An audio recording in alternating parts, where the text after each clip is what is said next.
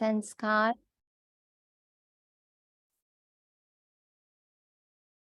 ओम शांति। अपने मन, बुद्धि, संस्कार, कर्मेंद्रियां जो अष्टशक्तियां हमारी अब अभिन्न अंग बन गई हैं, उन्हें हमारे 7 गुण, सातों चक्रा, पांचों तत्व जो अब हमारे परिवार का एक बहुत इम्पोर्टेंट हिस्सा बन गए हैं। 9 ग्रह, मेरे पांचों स्वरूप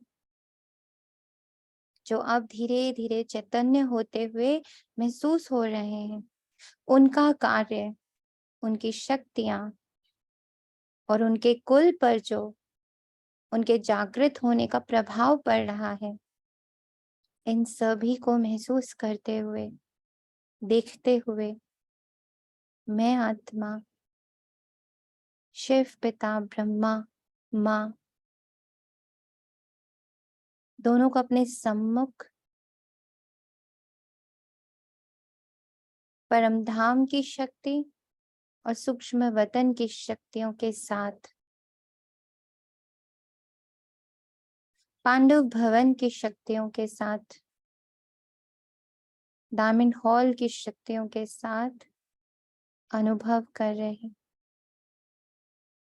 माता पिता के भुजाओं के रूप में पूरी एडवांस पार्टी को यहाँ इमर्ज रूप में देख पा रहे हैं।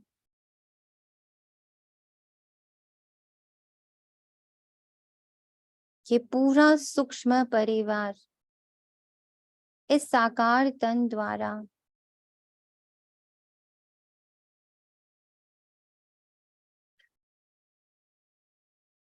संपूर्ण सूक्ष्म वतन का, परम धाम का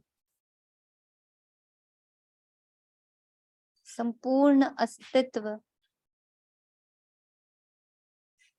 साकार में प्रत्यक्ष करने को सज्ज है।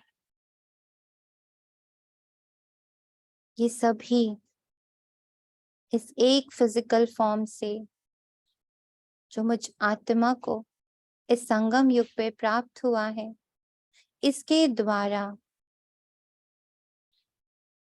सत्युगी आधिपत्य स्थापित करने का कार्य कर रहे हैं। और इसके लिए मैं आत्मा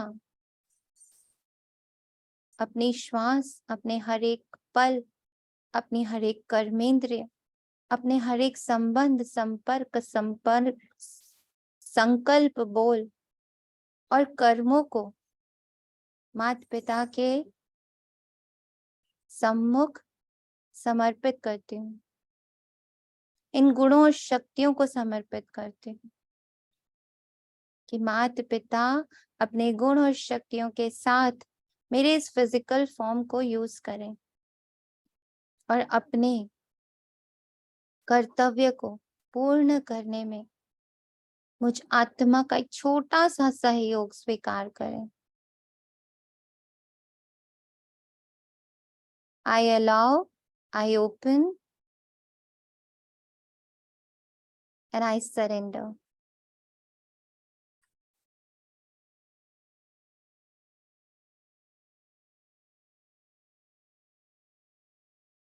मेरे इस सूक्ष्म परिवार के मध्य में बैठ बाबा मेरे पांचों स्वरूपों को और उससे जुड़े एक एक कुल को अपने ये महावाक्यों का अमृत पिला रहे हैं, संजीवनी बूटी पिला रहे हैं, जिससे हर आत्मा का, कुल की हर एक आत्मा का सत्य रूप में जन्म हो, सत्य से उनका संबंध स्थापित हो और सत्य युग की स्थापना हो। तो महावाक्य इस प्रकार बाबा कहता, आज 13 मार्च 2023 प्रातः मुरली ओम शांति बाप दादा मधुबन से हमारे मिनी मधुबन में। मीठे बच्चे, याद में रहते रहते ये कलयुग रात पूरी हो जाएगी, तुम बाप के पास चले जाएंगे, फिर आएंगे दिन में। ये भी वंडरफुल यात्रा है। तुम बच्चों को स्वर्ग में जाने की इच्छा क्यों है? तुम बच्चों को स्वर्ग में जाने की इच्छा क्यों है? क्योंकि तुम जानते हो जब हम स्वर्ग में जाएं तब ही बाकी सब आत्माओं का कल्याण होगा। This is a very very important point of today's Murli. जब हम स्वर्ग में जाएं तब ही बाकी सब आत्माओं का कल्याण हो, सब अपने शांतिधाम घर में जा सकेंगे। तुम्हें कोई स्वर्ग में जाने का लोभ नहीं है, लेकिन तुम स्वर्ग की स्थापना कर रहे हो, इतनी मेहनत करते हो तो जरूर उस स्वर्ग के मालिक भी बनेंगे।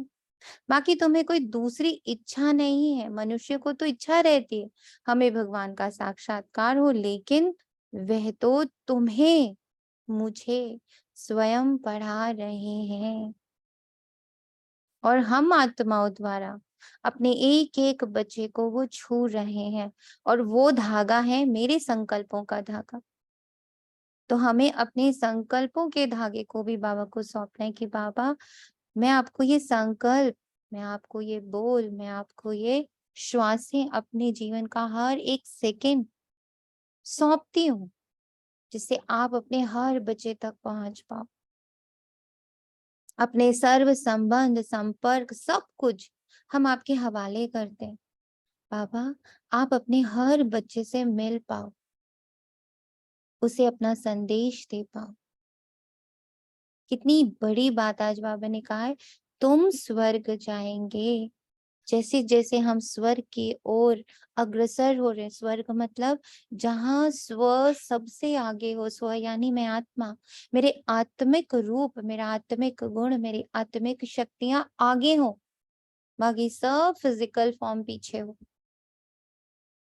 तो जैसे जैसे इसे मैं अपनी प्रायोरिटी में लाती जा रही, जैसे जैसे मेरे गुण, मेरी शक्तियां मुझ आत्मा की प्रायोरिटी बनती जा रही है, मेरे कर्म की प्रायोरिटी, मेरे धर्म की प्रायोरिटी, मेरे देखने की प्रायोरिटी, मेरे सुनने की प्रायोरिटी, मेरे बोलने की प्रायोरिटी क्या है? ये धर्म, स्व, आत्मा का जो धर्म। जैसे जैसे ये हमारी प्रायोरिटी में आता जा रहा है, वैसे वैसे अन्य आत्माओं के लिए भी शांति धाम का गेट खुलता जा रहा है। यानी हमारा स्व में जाना और अन्य आत्माओं को शांति प्राप्त होना, क्या पावरफुल और क्या गहरा संबंध बाबा भी दिखा रहा है।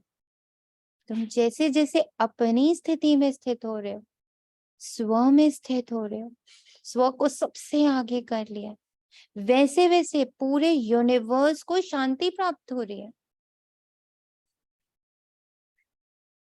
हमें एक पर सिर्फ वर्क करना है, that is me, only me. और उस मी में भी कौन? सिर्फ आत्मा। एक ही जगह पर काम करना है, कहीं नहीं काम करना है, और वो ही पूरे विश्व में स्थापन शांति स्थापित करेगी, ऐसा बाबा अभी अभी बोल रहा। इसीलिए हमारी इच्छा क्या हो? एक ही इच्छा कि मेरा स्व वो मेरी प्रायोरिटी बन जाए, बस। बाबा कहता गीत है, रात के राही थक मत जाना। रात के राही क्यों बोलता? हमारी जर्नी क्या है, अंधियारा क्या है कि I have thought that this physical form is me. मैंने मान लिया कि ये देह मैं हूं, ये अंधियारा है। उजाला क्या है कि मैं तो आत्मा हूँ, प्रकाश का पुंज हूँ। तो इस रात से चलकर मैं अपनी सुबह तक जो मैं अपना ये यात्रा कर रही हूँ, इस राह में मुझे थकना नहीं है, मुझे डरना नहीं है, मुझे भयभीत नहीं होना, मुझे रुकना भी नहीं है। क्योंकि ये यात्रा कहीं और की नहीं है, ये यात्रा मेरी मुझसे ही मिलने की है। इसमें कोई किसी और का रोल नहीं है। It's only between you, me and me. ओम शांति। रात के राही का अर्थ तो बच्चे संभरवार पुरुषार्थ अनुसार जानते होंगे। अगर बच्चों का स्वदर्शन चक्र फिरता रहता है, स्मृति में रहते हैं, तो वे समझ सकेंगे कि बरोबर हम दिन अर्थात स्वर्ग के कितने नजदीक पहुंचे। आज बाबा ने 3 शक्तियों पर वर्क करने को बोला। परखने की शक्ति, निर्णय शक्ति और धारणा करने की शक्ति। वेरी इंपॉर्टेंट धारणा। क्या धारण करना है? स्मृति में ये धारण रहे, मैं स्व कौन, मैं आत्मा, और मैंने कैसे ये पूरा चक्र घुमाया है, कैसे मैंने ये 84 जन्म लिए हैं, कैसे मैं हाईएस्ट से लोएस्ट, लोएस्ट से हाईएस्ट की चक्र घुमाती आई हूँ, कुछ नया नहीं कर रही हूँ। ड्रामा अनुसार एकदम परफेक्ट प्लान चल रहा है, बस मैं उसके साथ अब हूँ, उसके साथ no ifs, no buts, no लड़ाई, नो झगड़ा, डबल अहिंसक हूं मैं। और कल तो बाबा ने इतना मीठा एहसास कराया कि बोलना भी एक तरह से हिंसा लगने लगे, बोलना हिंसा लगने लगी।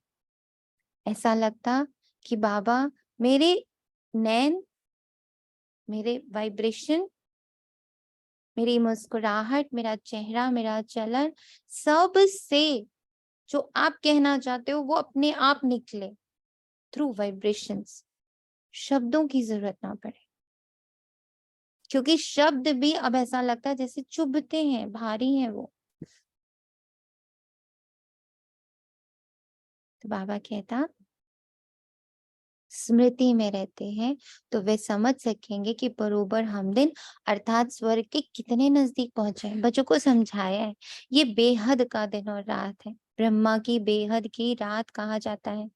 शास्त्रों में कितना अच्छा नाम लिखा हुआ है। ऐसे नहीं कहा जाएगा कि लक्ष्मी नारायण की भी रात होगी, नहीं, ब्रह्मा का दिन, ब्रह्मा की रात कहा जाता है। लक्ष्मी नारायण तो वहां राज्य करते थे, फिर जरूर सृष्टि चक्र को फिरना है। लक्ष्मी नारायण का राज्य फिर सतयुग में आना है, सतयुग के बाद त्रेता द्वापर कलयुग जरूर आना है, तो जरूर सतयुग में फिर वही राजा होना चाहिए। ये ज्ञान सिर्फ शिव बाबा ही ब्रह्मा द्वारा तुम बच्चों को देते हैं, इसलिए तुमको ही यह सृष्टि चक्र का ज्ञान है, देवताओं को नहीं है। तुम ब्राह्मणों की बुद्धि में ही ये चक्र फिरता है, इसलिए नाम रखा है ब्रह्मा और ब्रह्मा कुमार कुमारियों की रात। अभी तुम चल रहे हो दिन तरफ, सतयुग को दिन, कलयुग को रात कहा जाता है। तुम बच्चे जानते हो हमारी ये यात्रा कलयुग के अंत और सतयुग आदि के संगम पर ही होती है। तुम बैठे कलयुग में हो, तुम्हारी बुद्धि वहां है, आत्मा को समझना है। हमको ये शरीर छोड़कर बाप के पास जाना है। शरीर तो अंत में छोड़ेंगे जब मंजिल पूरी होगी, अर्थात बाप योग सिखाना बंद करेंगे। ये भी होने वाला है, बाप योग सिखाना बंद करेंगे, पढ़ाई का अंत होगा, तब तक बाप सिखाते पढ़ाते रहते हैं। That is a alarm. इसको बाबा बोलेगा दिस इज अलार्म। इस अलार्म को हमें समझना है। ना? ये अलार्म है क्या, कि बाबा ने पढ़ाई कंप्लीट करके अब चले जाना है, और उसके बाद क्या होगा? उसके बाद हमारे पास टाइम नहीं होगा। इसलिए इस अलार्म को हमें पकड़ना है। बच्चे बाप की याद में रहते हैं, ऐसे याद में रहते रहते रात पूरी हो जाएगी और तुम बाप के पास चले जाएंगे। फिर तुम आएंगे दिन में। यह है तुम्हारी वंडरफुल यात्रा, वंडरफुल यात्रा। बाप दिन स्थापन करते हैं तुम ब्रह्म कुमार कुमारियों के लिए। अब दिन अर्थात सतयुग आ रहा है, अभी तुम कलयुग रात में बैठे हो, निरंतर बाप को याद करते रहो। बाप ने समझाया है सभी को मरना है जरूर। मनुष्य पूछते हैं कब मरना है, कब विनाश होगा। अब दिव्य दृष्टि से विनाश का साक्षात्कार किया हुआ है किसने? ब्रह्मा बाबा ने, है ना। तो ब्रह्मा बाबा ने जो दोनों साक्षात्कार किए हैं, विनाश का और स्थापना का, बाबा कह रहे हैं अब तुम इन दोनों साक्षात्कारों को आंखों से देखने वाले हो और देख रहे हो। अब बताओ किसको नहीं दिखेगा? दोनों चीजें अभी हो रही हैं, बहुत तेजी से स्थापना हो रही है। अगर हम अपनी दिव्य दृष्टि यानी वो डिवाइन आईज जो बाबा ने दी है, दैट इज आवर बुद्धि। बट वो देख कब पाएगी? जब वो नीचे के कार्यों में फंसी हुई नहीं होगी, जब वो गंदी नहीं होगी, तो वो इजीली देख पाएगी कि इस पल स्थापना और विनाश, बहुत स्ट्रांगली चल रहा है। और बाबा कह रहे इन आंखों से दिखेगा तुम्हें, दिख रहा है, हो रहा है।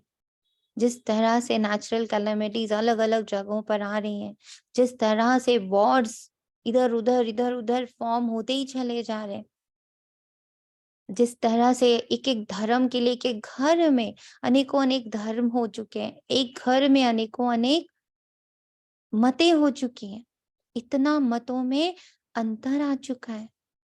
तो दिख तो सब रहा है, पर हम क्या करें, हम लोग वो वाले बगुले बन के जो आंखें बंद कर लेते हैं, हम नहीं देखेंगे, हम नहीं देखेंगे। वो सागर की लहर आ रही है, हम नहीं देखेंगे, हम नहीं देखेंगे, हमको नहीं पता आ रही है, हम तो बैठे हैं, हमें दिख सब रहा है।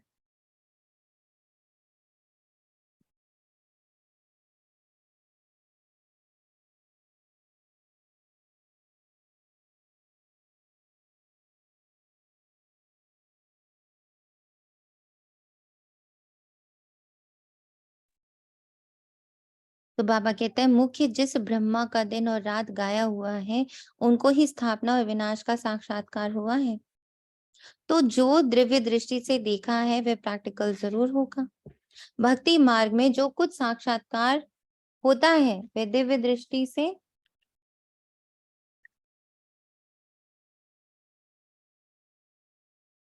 एक सेकेंड होल्ड करेंगे प्लीज।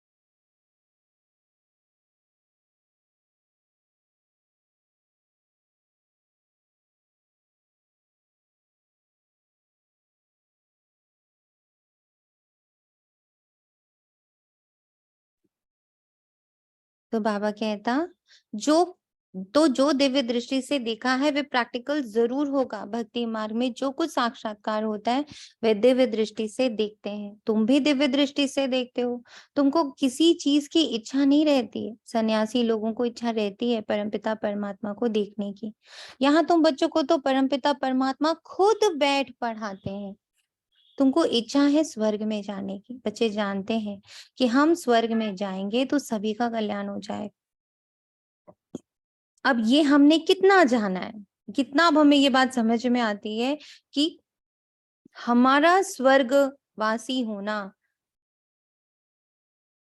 कितना जरूरी है, कि मेरे मन और बुद्धि से मैं स्वर्ग में ही वास करूं। स्व यानी आत्मा को ही हर पल सबसे प्रायोरिटी में ही रखूं, क्योंकि जितना जितना मैं उसमें आती जाऊंगी उतना उतना जगत का कल्याण होगा। तो अभी तुम बच्चे जानते हो बेहद का बाप जो मनुष्य सृष्टि का रचयिता बीज रूप है, वो झाड़ के आदि मध्य अंत को जानते हैं। हम उस बाप को और उनके वर्षे को जानते हैं। जैसे वे झाड़ होते हैं, जानते हैं ये आम का झाड़ है, बीज बोने के से पहले दो चार पत्ते निकलते हैं, फिर झाड़ बड़ा हो जाता है। तो वह है जड़ बीज, ये बाप है मनुष्य सृष्टि का चैतन्य बीज रूप, उसे ही नॉलेजफुल कहा जाता है। चैतन्य बीज रूप है बाबा, और उनके साथ हम सारे बच्चे भी चैतन्य है। चैतन्य, सारी जान, सारी शक्ति, सारी समझ आत्मा में है। तो मैं आत्मा के साथ अपने इस स्वरूप के साथ, अपने इस डिविनिटी के साथ कितनी देर रहती और अपने फिजिकल के साथ कितनी देर रहती? हम डेड के साथ रहते हैं सारा दिन, और जो ऑलवेज अलाइव है उसके साथ हम रहते ही नहीं। कितनी अजीब सी बात है ना। तभी बाबा बोलते हैं कि सभी किसमें बैठे हुए हैं? कब्र दाखिल है, क्योंकि सारा दिन डेड बॉडीज के बारे में सोच रहे। Body is a dead, it is a non living thing. इसको लिविंग थिंग बनाने वाली मैं आत्मा। फिर आत्मा जब इसको लिविंग बीइंग बना देती है तो सोचते कि इसके बारे में रहते सारा दिन लिविंग बीइंग के, सारा दिन शरीर के बारे में, जो कि नॉन लिविंग है और उसने खत्म होना ही होना। जिस पर मुझ आत्मा ने इससे अपने आप को बाहर करना है, इसने फिर से डेड बॉडी बन जाना है। तो हम किसके साथ सारा दिन रह रहे हैं? और शुद्धता, सत्यता, पवित्रता, लव, ये सब किस में? आत्मा में। उसके साथ नहीं रहते। और जो नॉन लिविंग थिंग है, जिसके अंदर कोई अपनी फीलिंग्स है ही नहीं, ये आंख, ये कान, ये मुख, ये हाथ, ये पेट, ये दांत, ये जीभ, इसके पास अपना कुछ नहीं है, सब दिया हुआ है, आत्मा का दिया हुआ है। और हम किसके साथ सारा दिन रहते? टेम्परेरी के साथ। फिर क्या होता? डर लगता, क्योंकि टेम्परेरी ने तो जाना है। और करना क्या है? Just opposite. मुझे सारा दिन रहना अपने आत्मा, अपने गुण, अपनी शक्तियों के साथ है, और उसके वाइब्रेशंस इस बॉडी में फैलाते जाना है। और ये फील करना है कि ये बॉडी भी इंस्ट्रूमेंट बने किसके? मुझ आत्मा के गुण और शक्तियों को फैलाने के, उसको यूज करने के, उसको प्रत्यक्ष करने के निमित्त बने। बस निमित्त मात्र है ये बॉडी या ये रोल, या ये जितने मुझे इतने सारे रोल्स मिले हुए हैं, कहीं माँ का, कहीं माँ बहन का, कहीं बीवी का, कहीं भाभी का, कहीं दोस्त का, कहीं ऑफिस का, कहीं ये कहीं वो, इतने सारे रोल द्वारा सिर्फ मुझ आत्मा के गुणों शक्तियों को प्रत्यक्ष होना है। These all are instrument.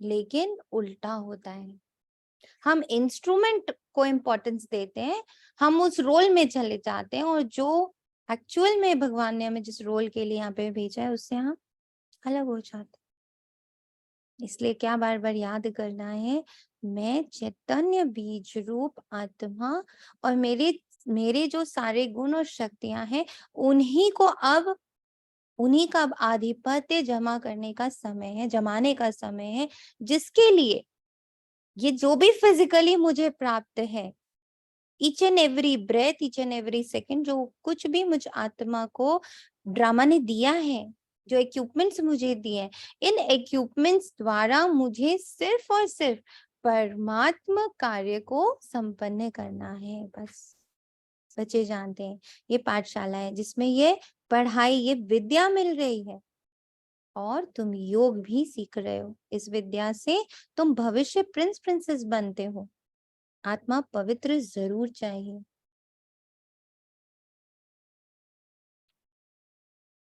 अभी तो सब अपवित्र हैं, परंतु कोई को पतित कहो तो मानेंगे नहीं। कहते हैं कृष्णपुरी में भी एक दो को दुख देने वाले कंस जरासंधी आदि थे। एक दो को सुख देने वाले को पावन कहा जाता है। स्वर्ग में कोई दुख देता नहीं है। वहां तो शेर बकरी इकट्ठे जल पीते हैं। आज जब सुबह ये लाइन चल रही थी ना, वहां तो शेर बकरी इकट्ठे जल पीते हैं। तो बड़ा चिंतन चला कि शेर बकरी, क्या सच में सिर्फ शेर और बकरी की बात हो रही है? सिर्फ शाकाहारी और मांसाहारी की बात हो रही है, या सिर्फ बाह्य पवित्रता की बात हो रही है? बहुत सोचने वाली बात है, क्योंकि बाबा जिस सत्य की हमें पिक्चर दिखा रहे हैं, जिसके लिए वो हमें तैयार कर रहे हैं, वो इतना भी स्थूल रूप नहीं है। हर बात के पीछे, पापा कहते हैं ना, एक एक शब्द के पीछे सागर समाया हुआ है। जब बाबा ये पॉइंट बोलता है, इसका मीनिंग यही है जो बाबा ने आगे कहा, किसी को दुख नहीं देते। आज क्या है ना, कोई शेर है, कोई बकरी है, कोई बहुत शक्तिशाली है, कोई बहुत कमज़ोर है। बट अभी से जो मुझे प्रैक्टिस करनी, दैट इज़ किसी को दुःख नहीं देना। पर बाबा कहते हैं ये बातें कोई समझते थोड़ी हैं। जो शास्त्र पढ़े हैं वही बातें बुद्धि में आ जाती हैं। देवताओं के पुजारी अपने को खुद ही चमाट मारते हैं। सच अ ब्यूटीफुल पॉइंट। हिंदुओं ने आपे ही अपने को चमाट मारी, अपने ही देवताओं की बैठ निंदा की है। क्राइस्ट, बुद्ध आदि की कितनी महिमा करते हैं, देवताओं की बैठ निंदा करते हैं। ये धर्म की ग्लानि हुई ना। गीता में भी कहते हैं यदा यदा ही धर्मस्य ग्लानिर्भवतु भारत। नाम भी भारत का है। भारत ही भ्रष्ट और श्रेष्ठ बनता है। श्रेष्ठ थे लक्ष्मी नारायण। भ्रष्ट मनुष्य श्रेष्ठ को माथा टेकते हैं। सन्यासी भी पवित्र रहते परंतु भगवान को जानते नहीं, अपने को ही भगवान कह देते हैं। बाकी दूसरे जो भी गुरु आदि हैं पतित हैं, विकार में भी जाते हैं। पतित कहा जाता है विकारी को, वे पावन को नमस्कार करते हैं। सन्यासियों को गुरु करते हैं तो भी इसलिए कि हमको आप समान पावन बनाए। आजकल सन्यासी तो कोई मुश्किल बनते हैं, फिर गृहस्थी को गुरु करने से क्या प्राप्ति होगी, जबकि तो वे खुद ही पतित हैं। परंतु नई आत्माएं आती हैं तो उनकी कुछ महिमा निकलती है। किसको पुत्र मिला, किसको धन मिला तो खुश हो जाते हैं। आजकल कैसे ना पूरा यूट्यूब चैनल भरा पड़ा, इतने सारे ऐसे सिद्धि वाले लोग आ गए हैं जो पता नहीं पर्ची से कुछ निकालते हैं, कोई तो मुट्ठी से कुछ निकालते हैं, कोई तो कुछ, कोई तो कुछ। फिर एक दो को देख सब गुरु करते रहेंगे। वास्तव में गुरु किया जाता है सदगति के लिए। और ना आज जब बाबा ये सब दिखा रहा था तो बाबा ने ना वो जो हम लोग को एक दिन थोड़े दिन पहले बाबा ने क्वेश्चन पूछा था, तुम भगवान से क्यों जुड़े, तुमने बाबा को क्यों ढूंढा, बाबा ने तुम्हें क्यों ढूंढा, क्या सच में ये सारी सांसारिक चीजों को ठीक करने के लिए, क्या सच में मुझ आत्मा को परमात्मा से प्यार है, ऐसा वाला प्यार है, ऐसा वाला प्यार है जिसमें मुझे उनसे कुछ नहीं चाहिए, बस उनका संग चाहिए, उनकी महसूसता चाहिए और वो जैसे हैं वैसा बनने की, वैसा पूरी तरह बन जाने की पागलपन चाहिए, नशा चाहिए। तुम ऐसा चाहते हो लो ऐसी बन गए, तुम ऐसा चाहते हो लो ऐसी भी बन गए।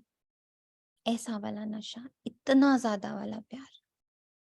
तो ये सबसे बड़ा फर्क है अन्य सभी मत मतांतर और धर्म और गुरु और शिष्य में और हम में। ये फर्क हम में होना चाहिए, नहीं तो फिर उनमें और हम में क्या फर्क। हम में और उनमें सबसे बड़ा फर्क यही होना चाहिए कि मैं जैसी हूँ, जो हूँ, तुम्हें कबूल हूँ और अभी की जैसी भी परिस्थिति में जहां भी जैसे भी तुमने मुझे रखा है मैं वहां बहुत खुश हूँ,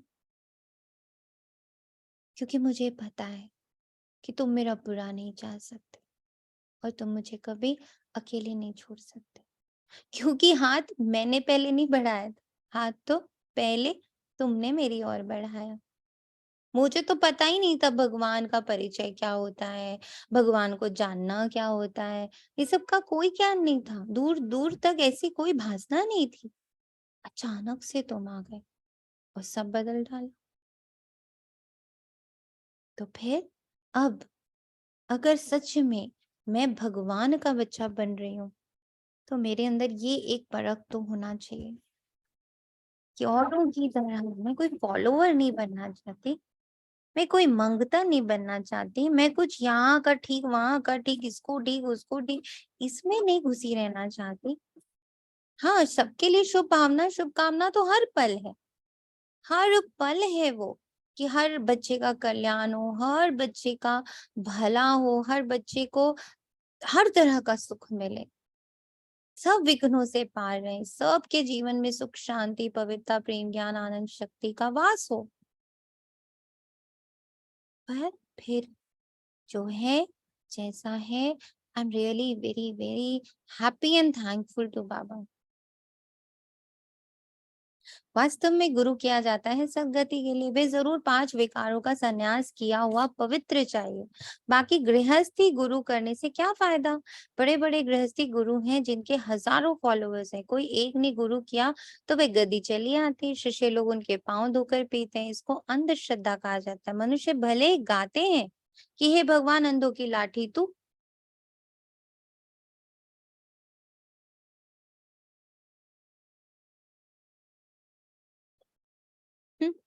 कितनी बड़ी बात।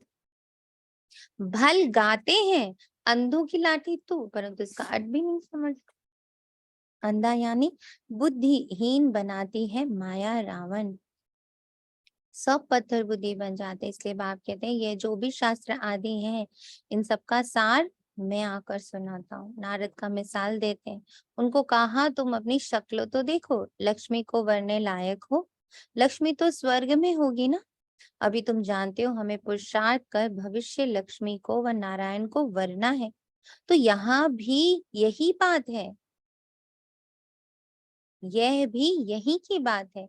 शक्ल मनुष्य की, सीरत बंदर की है। आप कहते हैं अपनी शक्ल तो देखो। मनुष्य तुमको कहेंगे तुम स्वर्ग का मालिक बनने का भी लोभ रखते हो ना, उसको समझाना है, अरे हम तो सारी सृष्टि को स्वर्ग बनाने का लोभ रखते हैं। इतनी मेहनत करते हैं तो जरूर मालिक भी हमको बनना पड़ेगा। कोई तो राज्य करेंगे ना। बाबा ने समझाया, नंबर 1 है काम मार शत्रु, जो मनुष्य को आदि मध्य अंत दुख देता है। ये आधा कल्प का कड़ा दुश्मन है। भल ड्रामा में सुख और दुख है, परंतु दुख में ले जाने वाला भी तो है, वह है रावण। आधा कल्प रावण राज्य चलता है, ये बातें तुम बच्चे ही जानते हो। तुम्हारे में भी नंबरवार है। अब देखो, कहते हैं कैलाश पर्वत पर शंकर पार्वती रहते हैं। प्रेसिडेंट आदि भी अमरनाथ कैलाश पर्वत पर जाते हैं, परंतु इतना भी समझते नहीं कि वहां शंकर पार्वती कहाँ से आए। क्या पार्वती दुर्गति में थी जो उसको बैठ कथा सुनाई? सूक्ष्म वतन में तो दुर्गति का प्रश्न ही नहीं है। इतना दूर दूर जाकर मनुष्य धक्के खाते हैं। ये है तो मनुष्य को पाना ही है। प्राप्ति है अल्पकाल की। वह कौन सी प्राप्ति है? इतना समय पवित्र रहे। कोई तो शराब बगैर रह नहीं सकते, तो छिपा कर भी शराब की बोतल ले जाते हैं। फिर वह कोई तीर थोड़े ही हुआ। वहां भी कितना गंध लगा पड़ा है, बात मत पूछो। विकारी मनुष्य को विकार भी वहां मिलता है। मनुष्य को ज्ञान नहीं है तो समझते हैं भक्ति अच्छी है, उनसे ही भगवान मिलेगा। क्यों? क्योंकि वो पल भर के लिए, 2 घंटे के लिए, 1 घंटे के लिए, एक तीरथ के लिए करनी होती है ना, तो वो इजी लगती है। फिर उसमें एक चीज और है, जो बोल रहे हो वो करने के लिए कोई कहता नहीं। बस मंत्र जाप करो, बट बनने की बात वहां करी नहीं जाती। कि जो तुम सुन रहे हो, जो तुम पढ़ रहे हो, वो तुम्हें बनना है। तुम्हें भक्त नहीं, तुम्हें देवी देवता बनना, ये बात ही नहीं है ना वहां पे। इसलिए अच्छा लगता, बिकॉज हमें कुछ नहीं करना ना, वहां सब कुछ देवी देवताओं को करना है। हमें तो सिर्फ पाप करना और उनको जाकर बताना है कि भाई हमने पाप कर दिया, प्लीज हमें माफ कर दो और हमारा ये चढ़ावा लो, हमारी भोगना खत्म करो। इजी है ना वो, सब कुछ किसी और पे डाल देना। भक्ति ने हमें क्या सिखाया? सब कुछ उठा के दूसरे पे डाल। कोई नहीं बोला तो देवी देवताओं पे डाल, तो भगवान पे डाल। ज्ञान ने हमें क्या सिखाया? सब कुछ खुद करो, कोई नहीं करेगा। बाबा ने भी आके क्या कहा? मैं रास्ता बताऊंगा, करोगे तुम खुद। ये सबसे बड़ा फर्क है भक्ति और ज्ञान का। भक्ति में वो लोग कहेंगे हाँ इस गुरु के फॉलोअर बन जाओ, वो गुरु आपके लिए करेंगे, वो देवी देवता आपके लिए करेंगे, वो धर्म गुरु आपके लिए करेंगे। और यहाँ बाबा कहता कोई नहीं करेगा तुम्हारे लिए, मैं भी नहीं करूंगा, तुम खुद ही अपने लिए करोगे। This is the difference between भक्ति एंड ज्ञान। आधा कल भक्ति के धक्के खाने पड़ते हैं। आधा कल के बाद जब भक्ति पूरी होती है फिर भगवान आते हैं, बाबा को तरस पड़ता है। ऐसे नहीं कि भक्ति से भगवान को पाते हैं, ऐसा होता तो फिर भगवान को पुकारते क्यों, याद क्यों करते? भगवान कब मिलता है ये समझते ही नहीं। ये लाइन वेरी वेरी इंपॉर्टेंट। भक्ति से भगवान नहीं मिलेगा, भगवान मिलेगा कर्म से। भगवान मिलेगा भगवान के एक एक बात पर, एक एक पथ पर चलने से। भक्ति से श्री कृष्ण का साक्षात हुआ तो बस समझते उनको भगवान मिल गया, वैकुंठवासी हुआ। श्री कृष्ण का दर्शन हुआ, बस चल गया श्री कृष्णपुरी, परंतु जाता कोई नहीं। तो भक्ति मार्ग में अंधश्रद्धा बहुत है, तुम बच्चे अभी समझ गए हो। बाप साधारण तन में आते हैं तब तो गाली खाते, नहीं तो भला किस तन में आए? श्री कृष्ण के तन में तो गाली खा न सके, परंतु श्री कृष्ण पतित दुनिया में पावन बनाने आए, ये हो नहीं सकता। श्री कृष्ण को पतित पावन कहते भी नहीं है। मनुष्य ये भी समझते नहीं कि पतित पावन कौन है, कैसे आते हैं, इसलिए कोई को भी विश्वास नहीं बैठता है। शास्त्रों में तो है नहीं कि कैसे ब्रह्मा तन में आते हैं, कहते भी हैं ब्रह्मा मुख द्वारा सूर्यवंशी चंद्रवंशी धर्म की स्थापना हो रही है इस पल ब्रह्मा द्वारा। अब ब्रह्मा ने जब शरीर छोड़ा तो ब्रह्मा का तन कौन हुआ? हम ब्राह्मण बच्चे। तो हम ब्राह्मण बच्चों द्वारा ब्राह्मण सूर्यवंशी चंद्रवंशी तीनों की स्थापना अभी हो रही है। फिर भूल जाते हैं कि कब कैसे होती है। प्रजापिता ब्रह्मा तो जरूर यहाँ कल्प के संगम पर होना चाहिए, तब तो ब्राह्मणों की नई सृष्टि रची जाए। मनुष्य बहुत मुझे हुए, उनको रास्ता बताना है। बाप कितनी भारी सर्विस आकर करते हैं, तुम समझते हो? हम 5 विकारों से एकदम बंदर से भी बदतर हो गए। हम सो देवता थे, फिर एकदम क्या बन गए। ऐसों को फिर बाप कितना उच्च आकर बनाते हैं, तो बाप को कितना लव करना चाहिए। ये बाप सुनाते हैं या दादा सुनाते हैं, ये भी कितने बच्चों को पता नहीं लगता। बाप कहते हैं विचार करो, मैं सदैव रथ पर हाजिर रह सकता हूँ? ये तो हो ही नहीं सकता। मैं तो आता ही हूँ सर्विस पर। बाबा के पास समाचार आया था, कोई ने पूछा क्या मनुष्य किसी को सुख दे सकते हैं? ये मनुष्य के हाथ में है। तो एक ने कहा नहीं, ईश्वर ही है जो मनुष्य को दुख से सुख दे सकता है, मनुष्य के हाथ में कुछ भी नहीं। तो कोई बच्चे ने फिर समझाया कि मनुष्य ही सुख देता है, मनुष्य ही सब कुछ करता है, ईश्वर के हाथ में कुछ नहीं। अरे तुम थोड़े कुछ देते हो, ईश्वर के हाथ में ही तो है ना। समझाना चाहिए, श्रीमत पर चलना है। ईश्वर के भी हाथ में क्या है? श्रीमत देना, पर उस पर चलना हमें ही है। परम पिता की श्रीमत बगैर कोई सुख नहीं दे सकता। अपनी बड़ाई नहीं करनी चाहिए। हम श्रीमत पर सारे सृष्टि को स्वर्ग बनाते हो, तो देखो कितनी भारी भूल बच्चों की होती है, जो अपने ऊपर ले लेते हैं, अपनी बड़ाई करने लगते हैं। सो इम्पोर्टेंट, सब कुछ श्रीमत पर हो रहा है और श्रीमत पर चलने वालों से हो रहा है। वह कहते ईश्वर के हाथ में, बीके कहते मनुष्य के हाथ में, वास्तव में है तो बाप के ही हाथ में। श्रीमत बगैर कुछ कर नहीं सकते। मनुष्य बिल्कुल वर्थ नॉट अ पेनी बन जाते हैं। बाप कहते रावण मनुष्य को पत्थर बुद्धि बना देते, मैं आकर तुमको पारस बुद्धि बना दू। महिमा सारी बाप की करनी है, हम श्रीमत पर चल रहे। ईश्वर बगैर मनुष्य को कोई श्रेष्ठ बना नहीं सकता। अच्छा, ब्रह्मा मुखवंशावली ब्राह्मण कुलभूषण स्वदर्शन चक्रधारी। ब्रह्मा मुखवंशावली ब्राह्मण कुलभूषण स्वदर्शन चक्रधारी। मीठे मीठे सिखिलते बच्चों प्रति माता पिता बाप दादा का याद प्यार और होने। रूहानी बाप की रूहानी बच्चों को नमस्ते।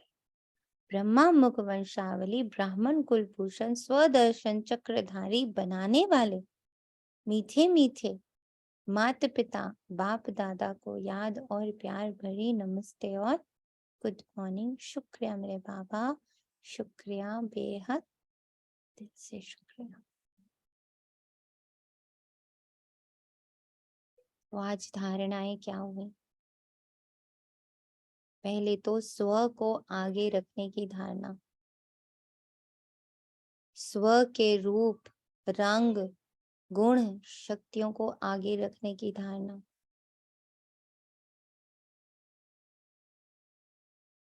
स्व का दर्शन करने की धारणा, स्व के दर्शन द्वारा पूरे विश्व का कल्याण करने की धारणा। मुझे किसी और को नहीं देखना है, सिर्फ स्व आत्मा को देखना है, कहीं कुछ और नहीं बदलना है, किसी से कोई और आश नहीं रखनी, सिर्फ स्वयं से कि मैं आत्मा हूँ।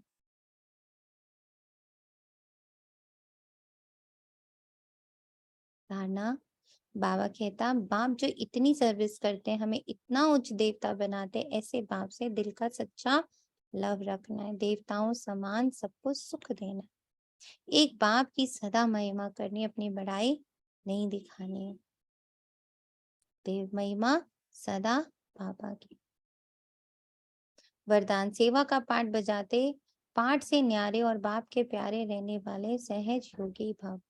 कई बच्चे कहते हैं योग कभी लगता कभी नहीं लगता। इसका कारण है न्यारेपन की कमी। न्यारापन यानी मैं नहीं कर रही, जैसे ही मैं आ जाता है मैं कर रही बस। न्यारे ना होने के कारण प्यार अनुभव ही नहीं होता, और जहाँ प्यार नहीं वहां याद नहीं। जितना ज्यादा प्यार उतनी सहज याद। ये सब कुछ बाबा करवा रहे हैं।